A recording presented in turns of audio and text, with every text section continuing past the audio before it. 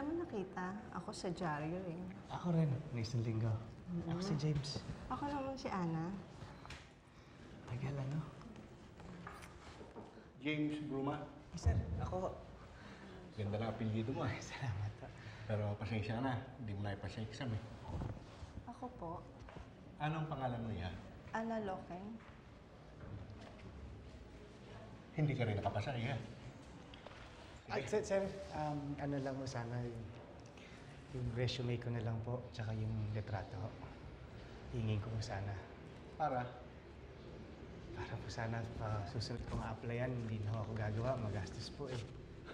Sa palagay ko, hindi pa pwede yung sinasabi mo. Una-una, wala kaming staff na magtsatsaga maghanap ng files mo. Kahapon ko lang ho binigay.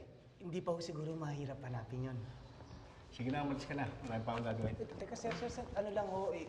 Ako na ho maghahanap para ho hindi na kayo mapagod dyan sa loob. Makulit ka rin eh, no? Sige na, lumakad ka na. Marami pa akong gagawin!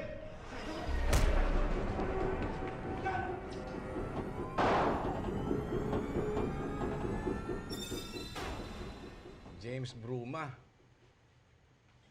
Wala na ho dito yan. Pero ito ang binigay niyang address eh, sa application niya. Dati ho namin border dito. Pero matagal na ho wala dito yan. Ganun mo ba? Oo. Sige, salamat. Ipagtanong nyo rin ho sa ibang lugar.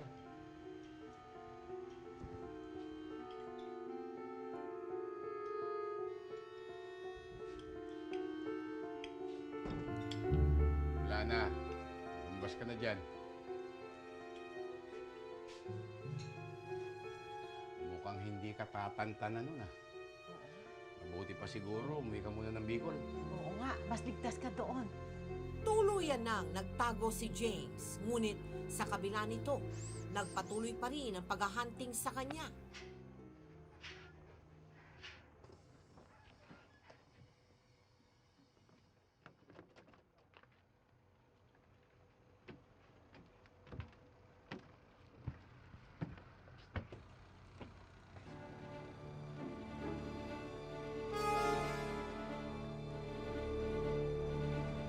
Thank you ah.